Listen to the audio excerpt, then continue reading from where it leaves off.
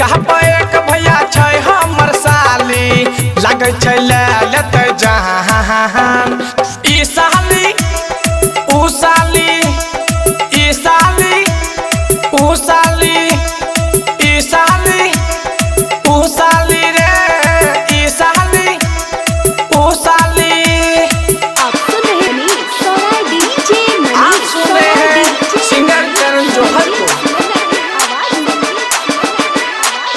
DJ Manish सोना DJ Manish सोना DJ Manish सोना ई साली ऊ साली ई साली ऊ साली।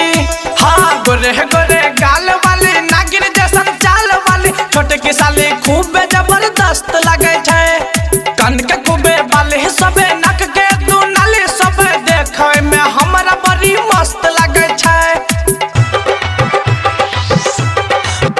हाँ गोरे गोरे गाल वाली नागिन जैसन चाल वाली छोटे की साली खूब जबरदस्त लगे छै।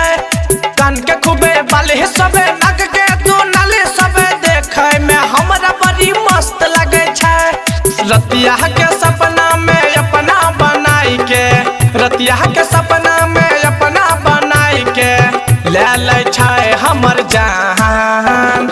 ई साली ऊ साली ई साली ऊ साली ई साली ऊ साली रे ई साली ऊ साली। डीजे मनीष सोना डीजे मनीष सोना डीजे मनीष संजीत आप सुन रहे हैं सिंगर करण जौहर को। डीजे मनीष सोना डीजे मनीष सोना डीजे मनीष सोना ई साली ऊ साली ई साली ऊ साली।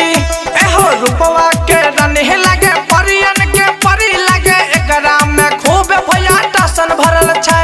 आहा शॉर्ट स्कर्ट में त खूबे ऊ हॉट लगे सब एकरा देखी के हो जाय छै शॉर्ट। एहो रूपवा के रानी लगे परियन के परी लगे एकरा में खूब भैया टसन भरल छै। आहा शॉर्ट स्कर्ट में त खूबे ऊ हॉट लगे सब एकरा देखी के हो जाय छै शॉर्ट। करण जौहर अपना बाई के खातिर करण जौहर अपना बाई के खातिर दै छै ओकरा पीछे जान।